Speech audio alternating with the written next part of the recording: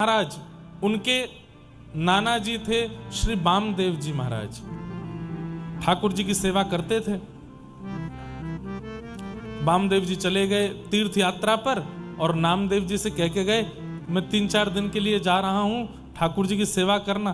बोले सेवा में क्या करना? बोले और कुछ तो तुम कर नहीं पाओगे, छोटे बालक हो, श्रृंगार आदि तुमसे हो नहीं पाएगा, बस प्रसादी रसोई में बने थाल में सजा के ठाकुर जी को भोग लगाना।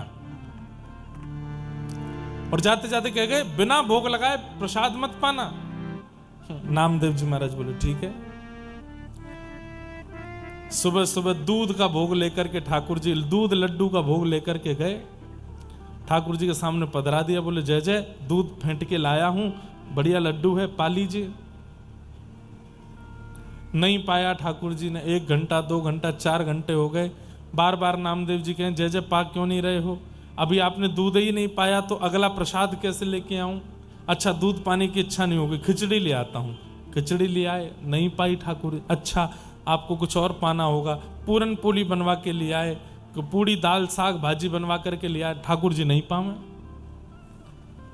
हम आपकी तरह थोड़े ही थे कि बस पर्दा लगा के संतुष्ट हो जाते हैं, हम तो कि पा लिया ठाकुर जी ने। नामदेव जी को तथा खाओ, थाली साफ चाहिए। नहीं पाया ठाकुर जी ने। 1 दिन 2 दिन बीत गए। नामदेव जी बेचारे रोने लगे। बोले मैं छोटा सा बालक हूं, मुझ पर दया नहीं आती आपको? नाना जी कह के गए, जब तक आप नहीं पाओगे तब तक मैं नहीं पा सकता। अरे आपको भूख नहीं है तो मत खाओ, पर मेरे को पवाने के लिए तो खा लीजिए कि मैं पालूं। इतने में ठाकुर जी प्रकट हो गए और प्रकट होकर के नामदेव से बोले, इतनी जल्दी थोड़ी आता हूं मैं, थोड़ा तो तपस्या करनी चाहिए, थोड़ा तो भजन करना चाहिए। ये क्या तुमने 2 दिन में बुला लिया? बोले कि मुझे आपके दर्शन की अभिलाषा तो थी, पर उससे ज्यादा मुझे भूख लगी थी, पालो पहले। ठाकुर जी पा लिए। ठाकुर जी प्रेम से पाए। अब नामदेव जी बोले देखो, अब आप मेरी बात मानिए। बोले क्या? आप आते हो ये बात तो सिद्ध हो गई, आप प्रकट होते हो, तो फिर इतना नाटक नहीं करना। जब जब थाली लाऊं प्रकट होके पा लिया करना, मैं तभी पाऊंगा, नहीं तो। ठाकुर जी बोले बड़ी अच्छी जबरदस्ती तुम्हारी। बोले हाँ है, प्रकट होना पड़ेगा। तो ठाकुर जी 3 दिन में ही प्रकट हो गए और प्रेम से पाया। चौथे दिन उनके नाना जी वामदेव जी आ गए। बंधुओं, ठाकुर जी का स्वरूप बता देता है कि सेवक कैसी सेवा करता है। कई लोगों के ठाकुर जी देख के लगता है कि ठाकुर जी बस बोलने वाले हैं, तो समझो सेवा अच्छे से होती है। और कई जगह तो बस ऐसा लगता है कि ठाकुर जी बस दिन गिन रहे हैं कि जल्दी जल्दी कोई और ये पधारे, दूसरों सेवक आवे, मेरी सेवा अच्छे से तो भी होगी। सेवा खूब भाव से किया करो बंधुओं। आपका सौभाग्य है कि आपको ठाकुर जी ने यशोदा बनने का सौभाग्य दिया, आपको ठाकुर जी ने नंद बाबा बनने का सौभाग्य दिया। आपके यहाँ लाला बन के आए हैं, तो वैसी सेवा करो जैसी लाला की होनी चाहिए। थाट में कोई कमी मत छोड़ा करो। अपने लिए रोटी नहीं बन पा रही, ठीक है, ठाकुर जी को बढ़िया पवाओ। ठाकुर जी का इतना ध्यान रखो कि ठाकुर जी आपसे प्रसन्न रहें। वामदेव जी आ गए, आकर के बोले अच्छा ठाकुर जी तो बड़े प्रसन्न लग रहे हैं, बढ़िया प्रेम से भोग आदि पवाए। बोले हाँ। अच्छा जाओ रसोई घर से थाली ले आओ, ठाकुर जी का भोग लगा देते हैं। नामदेव जी थाली लेकर के आए, तो नाना वामदेव जी ने कहा लाओ मुझे दो, मैं लगाता हूँ। बोले हाँ लगाओ। धर दिया सामने, और सामने लगा, पर्दा किया, मंत्र आदि बोले, थोड़ा आचमन आदि कराया, घंटी बजाई, पर्दा हटा दिया, उठा ली थाली। नामदेव जी बोले नाना जी ये क्या किया? बोले भोग लगाया। बोले खाया तो कुछ भी नहीं। बोले ऐसे ही भोग लगता है? बोले मैंने तो ऐसे नहीं लगाया था।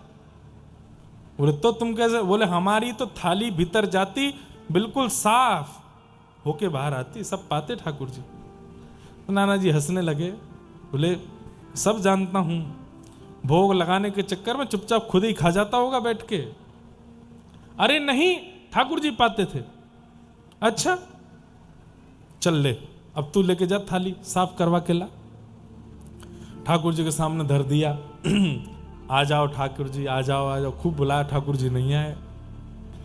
बोले मैं अकेला था तो आ गए थे, उससे मिला क्या? कुछ भी नहीं, आप खा पी के चले गए। अब इनको कैसे विश्वास होगा कि आप आए थे? इनके सामने आओ ना। ठाकुर जी नहीं आए। पीछे खड़े खड़े नाना जी हंस रहे थे। नामदेव जी को बड़ी पीड़ा होने लगी, छुरी उठा ली हाथ में और गले पर रख ली अपने, बोले या तो प्रकट हो जाओ, नहीं तो अभी अपना सर धड़ से अलग कर लूंगा, अभी काट के प्राण त्याग दूंगा। ठाकुर जी नाना जी के सामने प्रकट हो गए और प्रकट होके बोले, बड़ा जिद्दी है भाई तू, तेरे लिए हम 3 दिन में आ गए, उससे संतुष्टि नहीं हुई, अब नाना जी को देखा। बोले इनको विश्वास ही नहीं होगा। पीछे देखा तो नाना जी तो मूर्छा में आ गए, आंखों से अश्रु बह रहे हैं। मेरा पूरा जीवन निकल गया, मेरी पूरी पीढ़ी निकल गई इनकी सेवा करते करते, कभी प्रकट नहीं हुए, 3 दिन में नामा तेने प्रकट कर दिए। तो ये कलयुग की विशेषता है। हम भले ही कलयुग में हजारों दोष मानते हैं, पर कलयुग की एक विशेषता है कि यहां ठाकुर जी बहुत जल्दी मिलते हैं। बस पुकारने वाला कोई नामदेव जैसा हो, पुकारने वाला कोई भक्तिमती मीराबाई जैसा हो, पुकारने वाला कोई नरसिंह मेहता जैसा हो। ठाकुर जी कलिकाल में तो मानो जैसे तैयार ही बैठे रहते हैं कि बस कोई बुला तो ले, उस भाव से।